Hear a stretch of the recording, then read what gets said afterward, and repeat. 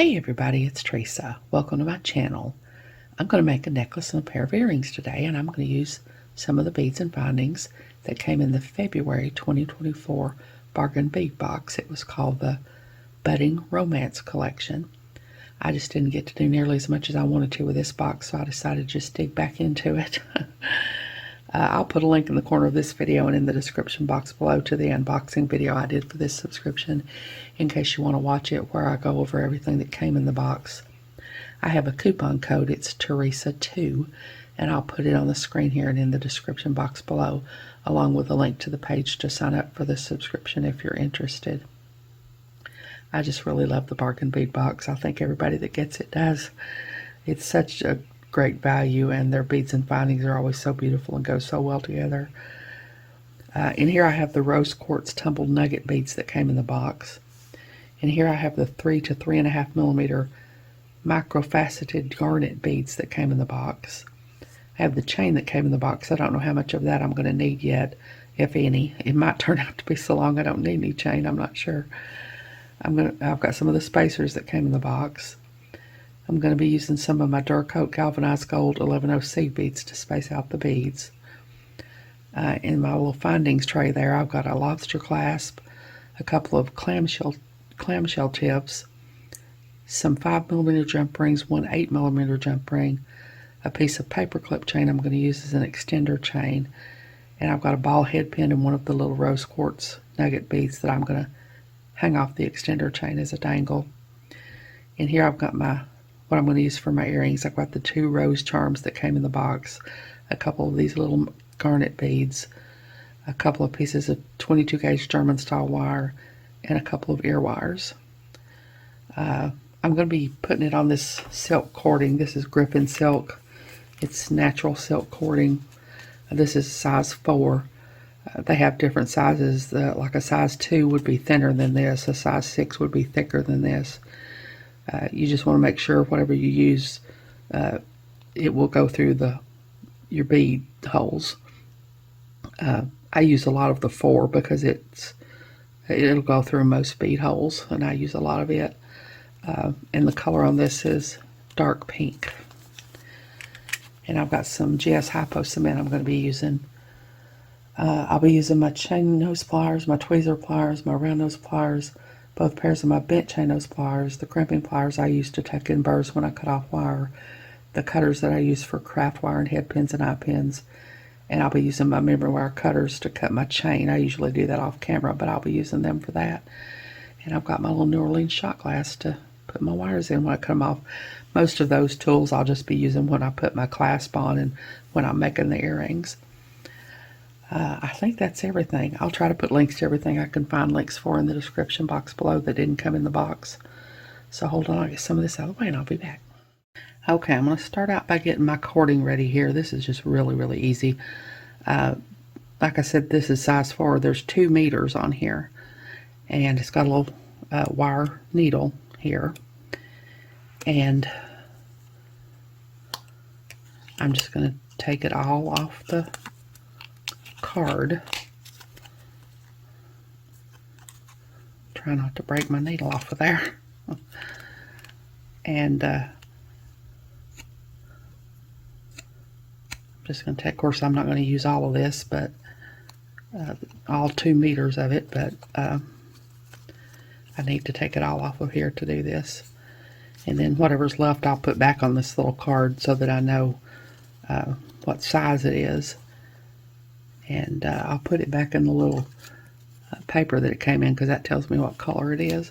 So I always just save those and put it back on the card and back in the little paper when I'm done.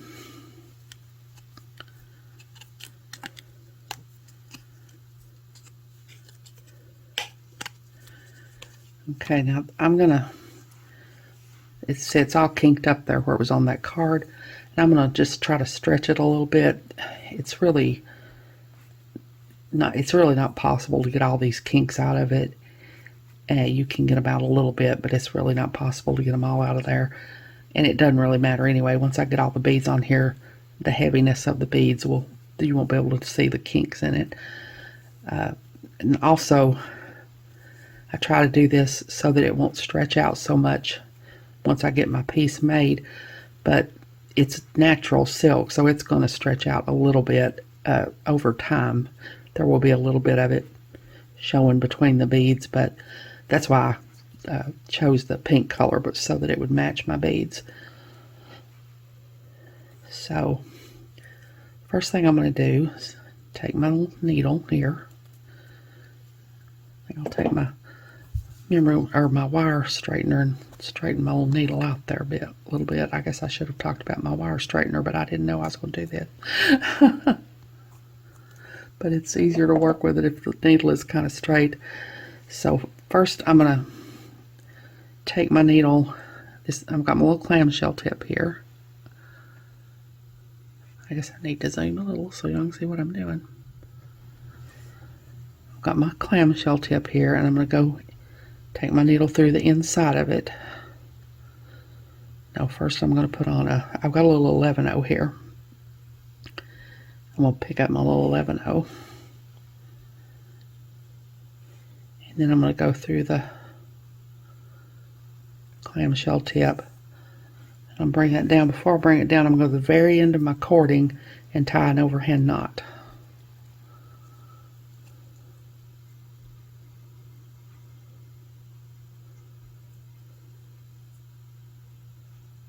Just a simple little overhand knot.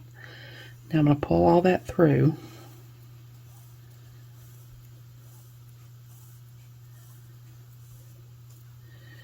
And the knot and the bead is going to keep my thread from going through there. I tried doing just an overhand knot without the bead, and it pulled through. So that's why I put that little seed bead on there to keep that from happening.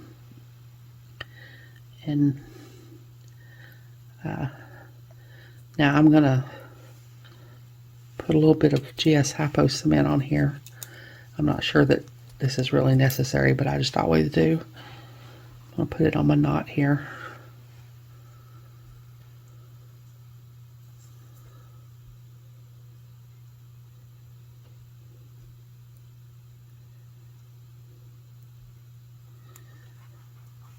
And I'm going to try to get the lid back on this, which is always a challenge.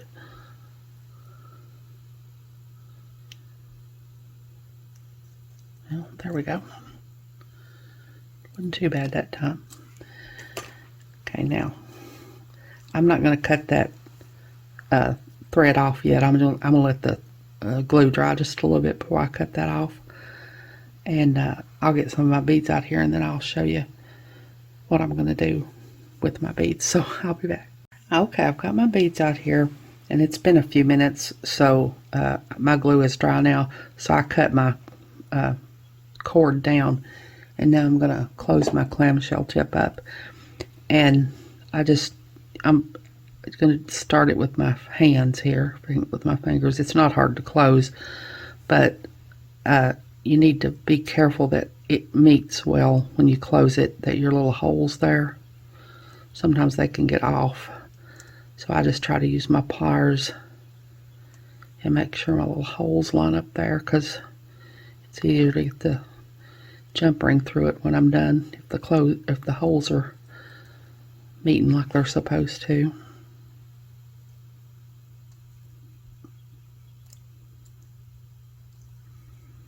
So I think that'll be all right.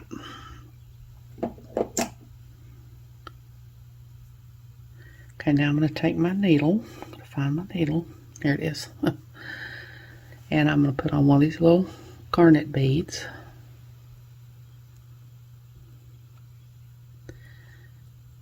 And a seed bead. And then I'm going to do 3 of my nugget beads. And I'm going to try to get this, they're all roughly the same size, so it really doesn't matter that much. But I'm going to try to put the smaller ones toward the top and the bigger ones around the focal. So I'm going to do a kind of a smaller one. And then I'm going to pick out another smaller one and put it aside so that I know I have it for the other side. That's just me being weird. But now I'm going to do another 11-0.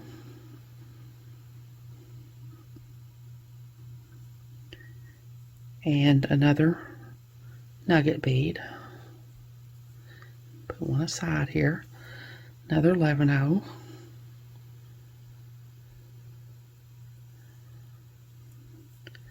Another nugget bead. Put one aside here. So that's 3. Another 11-0.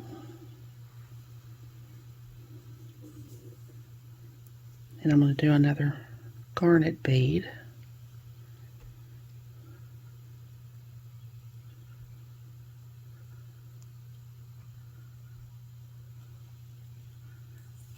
And an 11-0.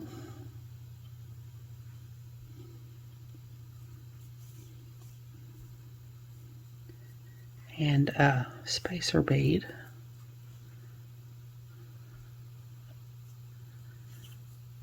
And an 11-0. And a garnet bead.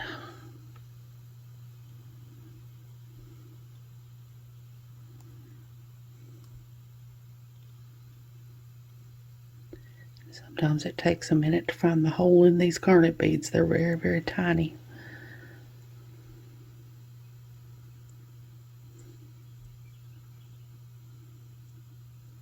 Okay, I'm just going to pull all this down.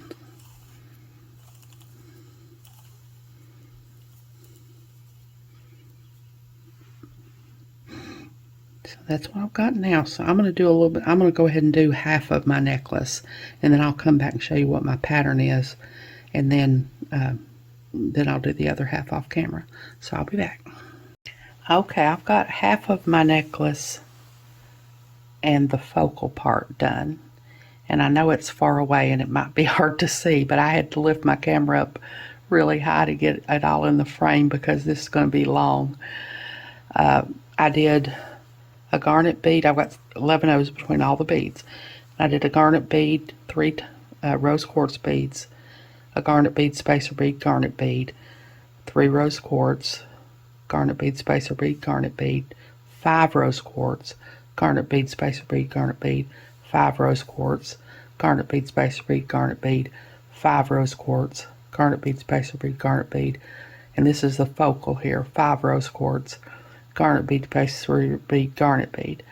And now I'm going to just repeat this exact same thing on this side. And I figured it out. By the time I get my jump rings and clasp and everything on there, I think it's going to come to about 25 inches. So I think I'll go for an opera length necklace, which would be about 32 inches. So I think I'll put about 3.5 inches of chain on each side of it. So I'm going to string the rest of it up and get my chain cut and everything. And when I get back, we'll finish it and put it all together. So I'll be back. Okay, I've got my very long necklace all strung up now.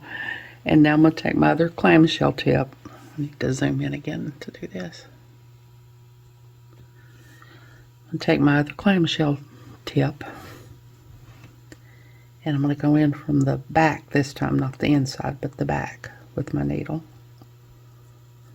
And I've got another 11-0 that I'm going to put on here.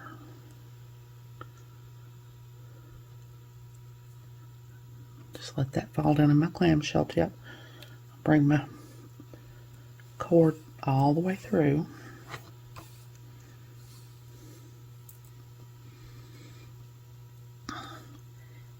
And I forgot to mention I'm going to use my beading awl here. I'm forgetting all my tools. I'm going to tie an overhand knot.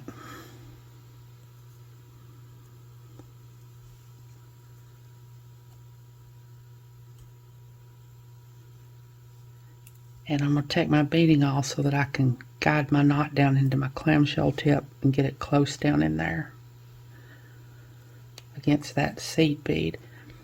And I know I'm always saying to make sure there's no slack in your piece, but not to get it too tight. But in this case, I'm going to get it tight because, like I said, this cording will give way a little bit over time. And the cording is not like bead stringing wire, so it's not going to be stiff anyway. But I am going to do it tight because I want, you know, it's going to give way a little bit over time, and that'll help not to have not so much thread showing. I'm going to make sure that's down in there and pull my beading awl out and pull it down tight. And now I'm going to put some GS Hypo cement on here, just like I did. Well, I'll go ahead and do it.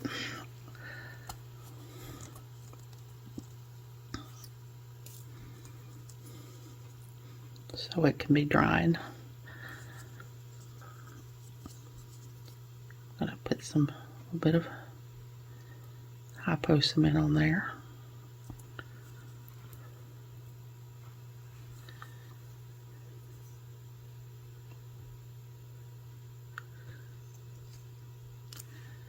And I'm going to let that dry for a minute. I'm going to go over here to this other side and put my one side of my findings on here, one side of my chain. I've got a couple of pieces of chain here that I cut that are 3.5 inches each, because you know this is not already long enough, so I need to put some chain on it. And I'm using these 5mm jump rings because sometimes I have a hard time getting my thick 6mm 18 gauge jump rings through these clamshell tips, and these 5mm jump rings I have are 20 gauge, so I'm pretty sure they'll go through here okay.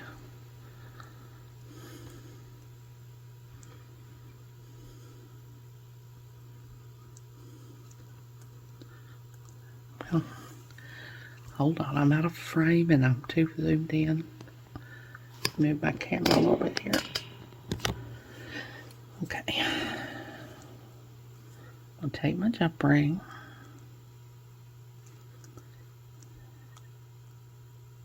open it up,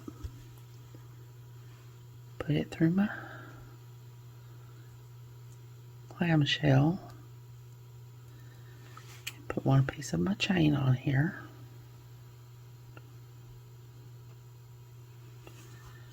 close it back up.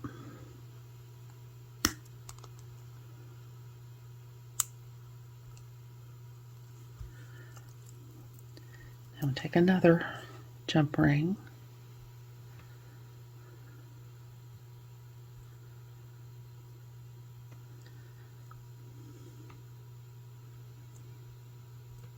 these are really good jump rings and it's hard to find the slit in it.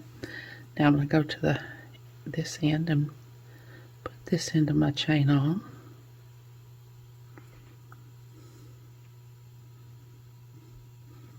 It's a good thing I use these 20 gauge jump rings, because I don't think my 18 gauge ones would have went through this chain either. And I'm going to put my lobster clasp on here.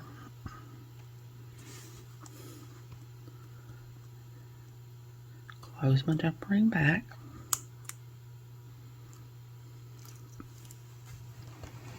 Okay, now I'm going to take this side of my necklace, and I think that's probably dry enough now, so I'm going to cut off my cord.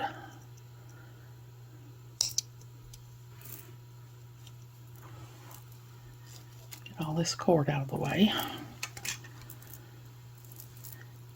Now I'm going to close up my clamshell tip. Try to make sure it gets closed up so that the holes meet.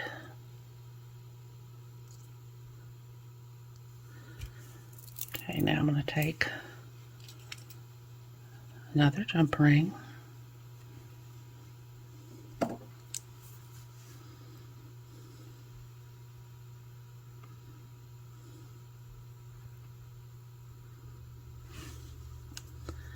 open it up, put this piece of chain on.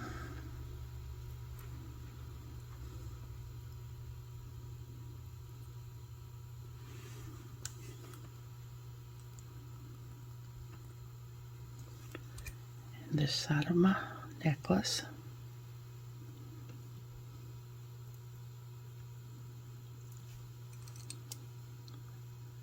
Close my jump ring back.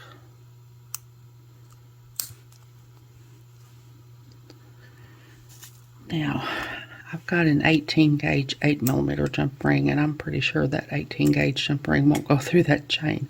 So I'm going to take another 5mm jump ring.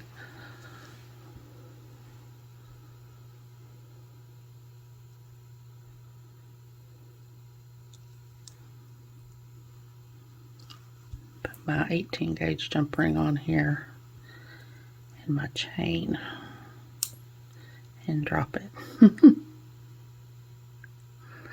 No way we were going to get through all that without me dropping it, were we?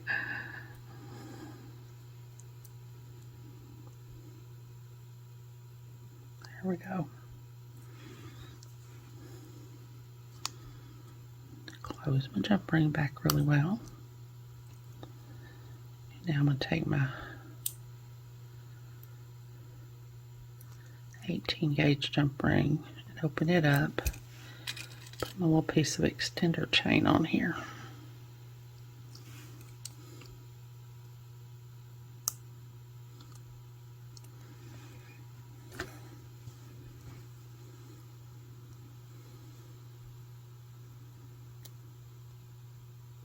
Oh, my lobster clasp broke. That happens sometimes. I usually test them ahead of time, and I didn't test that one. Hold on, let me get another lobster clasp, and I'll be back. Okay, I switched out my lobster for one that's not broken.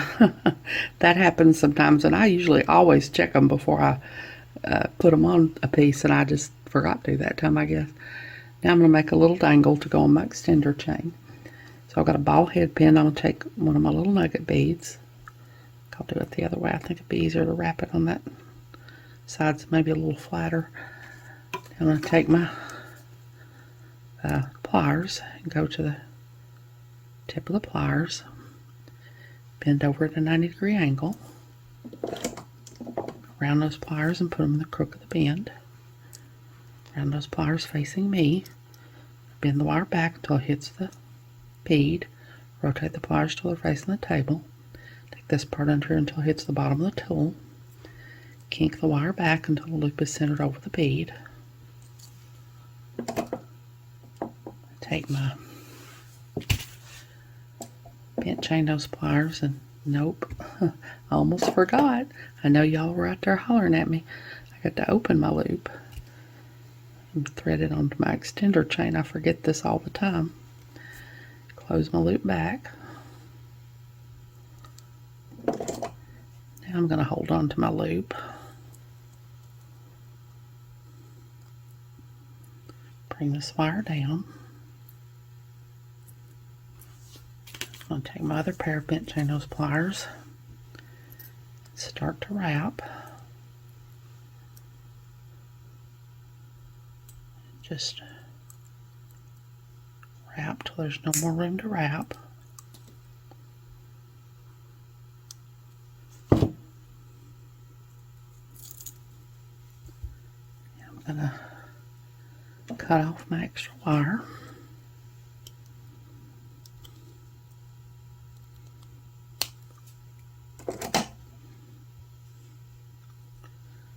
I'm going to take these crimping pliers. Oh, no, that's not my crimping pliers. That's my memory wire cutters. I don't want them. I'm going to take these crimping pliers. I use the little half circles at each end to tuck in the burrs when I cut off wire.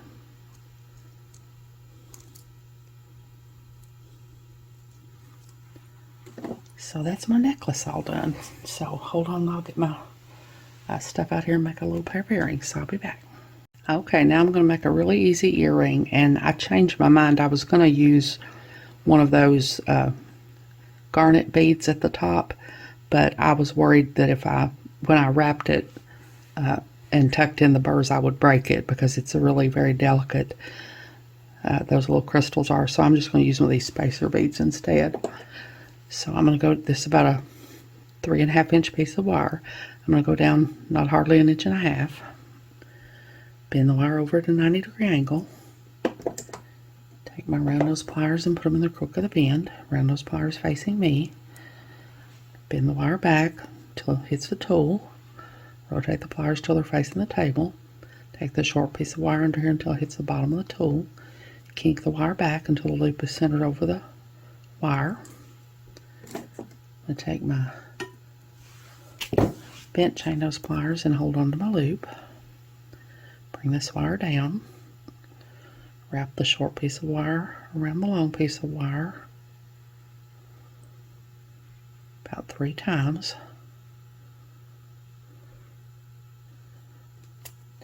Take my cutters,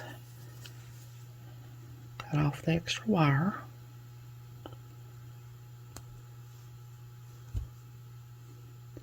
I also forgot when I went over everything, I need a little jump ring too to attach these so that they'll hang right on the earring.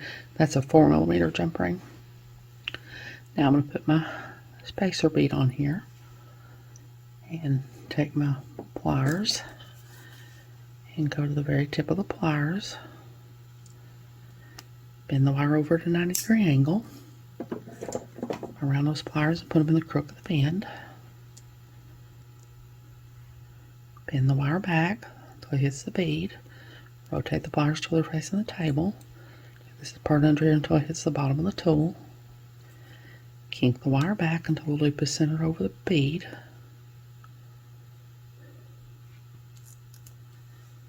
I'm going to take my bent chain nose pliers and hold on to my loop. Bring this wire down.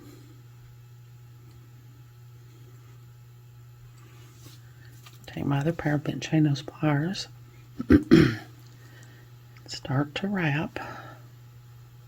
Make sure to get that first wrapping under the bottom of the loop and not over the top of the bottom of the loop. I'm going to wrap till there's no more room to wrap.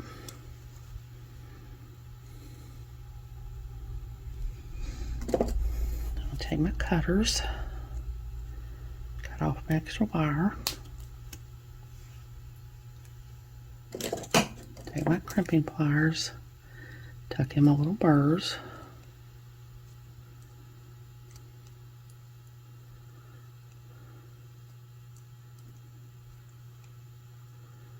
That loop's a little wonky. Let me see if I can straighten it up. Got a little off center there. Okay, now I'm going to take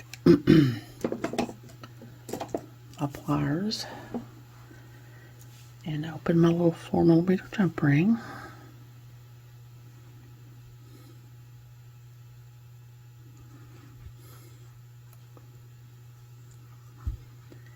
And put on my rose charm.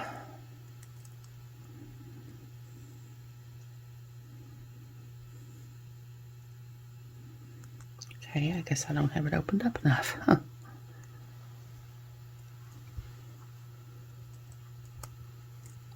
I'm going to put on my little spacer bead dangle that I've made here. Close my jump ring back really well.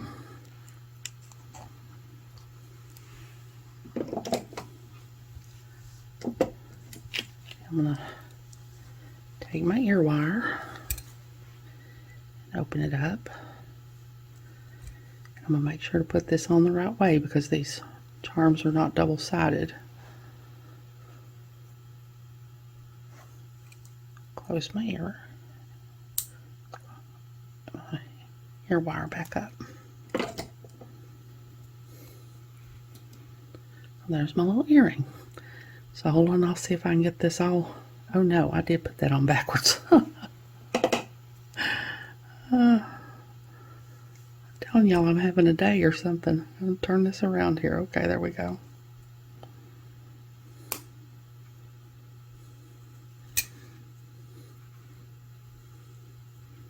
Now there's my little earring with the little green leaves showing in the front. They don't show on the back. So now, hold on, I'll see if I can get all this laid out together. It's going to be hard because this necklace is so long, but I'll see what I can do. So hold on, I'll be back.